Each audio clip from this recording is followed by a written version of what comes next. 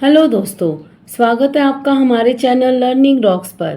आज इस वीडियो में हम आपके लिए लेकर आए हैं सिंहासन बत्तीसी का 11वां भाग 11वीं पुतली त्रिलोचना की कथा। 11वीं पुतली त्रिलोचना की कथा। राजा भोज हर दिन तैयार होकर सिंहासन पर बैठने के लिए राज दरबार पहुंचते रहे और हर दिन दिव्य सिंहासन की सुंदर पुतलियां जागृत होकर उन्हें टोकती रहीं। हर पुतली उन्हें राजा विक्रमादित्य के त्याग और शौर्य की अतुलनीय गाथा सुनाकर सिंहासन पर बैठने से रोक देती। अब तक आप 10 पुतलियों द्वारा सुनाई कथा पढ़ चुके हैं। आइए आज पढ़ते हैं 11वीं पुतली त्रिलोचना की सुनाई कथा। अगले दिन राजा भोज जब दरबार में पहुंचे तो 11वीं पुतली त्रिलोचना जैसे जागृत होने के लिए तैयार ही बैठी थी।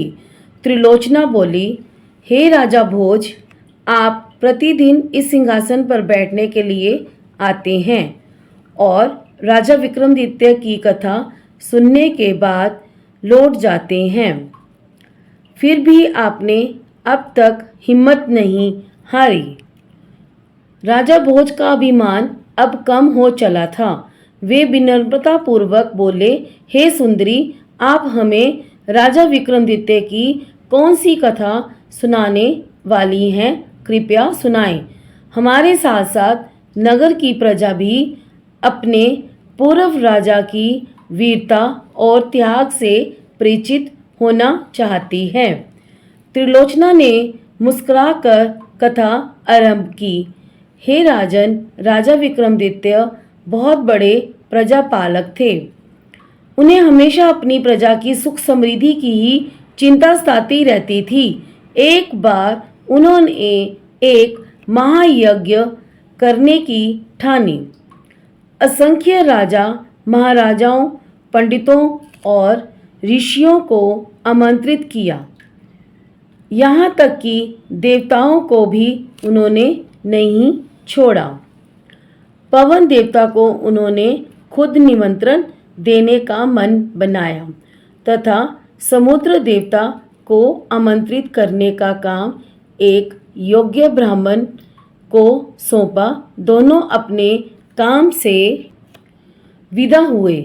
जब विक्रम वन में पहुंचे तो उन्होंने ध्यान करना शुरू किया ताकि पवन देव का पता ठिकाना ज्ञात हो। योग साधना से पता चला कि पवन देव आजकल सुमेर पर्वत पर वास करते हैं। उन्होंने सोचा, अगर सुमेर पर्वत पर पवन देवता का आह्वान किया जाए तो उनके दर्शन हो सकते हैं। उन्होंने दोनों वेतालों का स्मरण किया तो वे उपस्थित हो गए। उन्होंने उन्हें अपना उद्देश्य बताया। बेतालों ने उन्हें आनन फानन में सुमेर पर्वत की चोटी पर पहुंचा दिया। चोटी पर इतना तेज हवा थी कि पैर जमाना मुश्किल था। बड़े बड़े वृक्ष और चट्टान अपनी जगह से उड़कर दूर चले जा रहे थे, मगर विक्रम तनिक भी विचलित नहीं हुए। वे योग साधना में सिद्धहस्त थे, इसलिए एक जगह अचल होकर बैठ गए। बाहरी दुनिया को भूलकर पवन देव की साधना में रत हो गए। ना कुछ खाना, ना पीना, सोना, आराम करना भूलकर साधना में लीन रहे। आखिरकार पवन देव ने सुधि ली। हवा का बहना बिल्कुल थम गया। मन मन बहती हुई वायु शरीर की सारी थकान मिटाने लगी। आकाशवाणी हुई, हे राजा विक्रमादित्य, तुम्हारी साधना से हम प्रसन्न हुए। अपनी इच्छा बताएं। विक्रम अगले ही क्षण सामान्य अवस्था में आ गए और हाथ जोड़कर बोले कि वे अपने द्वारा किए जा रहे महायज्ञ में पवन देव की उपस्थिति चाहते हैं। पवन देव के पधारने से उनके यज्ञ की शोभा बढ़ेगी। यह बात विक्रम ने इतना भावुक होकर कही कि पवन देव हंस पड़े। उन्होंने जवाब दिया कि सशरीर यज्ञ में उनकी उपस्थिति असंभव है। वे अगर सशरीर गए तो विक्रम के राज्य में भयंकर आंधी तूफान आ जाएगा। सारे लहराते खेत, पेड़ पौधे, महल और झोपड़ियां सब की सब उजड़ जाएंगी। रही उनकी उपस्थिति की बात तो संसार के हर कोने में उनका वास है, इसलिए वे अप्रत्यक्ष रूप से उस महायज्ञ में भी उपस्थित रहेंगे। विक्रम उनका अभिप्राय समझकर चुप हो गए। पवन देव ने उन्हें आशीर्वाद देते हुए कहा कि उनके राज्य में कभी अनावृष्टि नहीं होगी और कभी दुर्भिक्षी का सामना उनकी प्रजा को नहीं करेगी। उन्होंने विक्रम को कामधेनु गाय देते हुए कहा कि इसकी कृपा से कभी भी विक्रम के राज्य में दूध की कमी नहीं होगी। जब पवन देव लुप्त हो गए तो विक्रमादित्य ने दोनों बेतालों का स्मरण किया। बेताल उन्हें लेकर उनके राज्य की सीमा तक आए। जिस ब्राह्मण को विक्रम ने समुद्र देवता को आमंत्रित करने का भार सौंपा था, वह काफी कठिनाइयों को झेलता हुआ सागर में घुसकर समुद्र देवता का आह्वान किया। उसने बार बार दोहराया कि महाराज विक्रमादित्य महायज्ञ कर रहे हैं और वह उनका दूत बनकर उन्हें आमंत्रित करने आया है। अंत में समुद्र देवता असीम गहराई से निकल कर उसके सामने प्रकट हुए। उन्होंने ब्राह्मण से कहा कि उन्हें उस महायज्ञ के बारे में पवन देवता ने सब कुछ बता दिया है।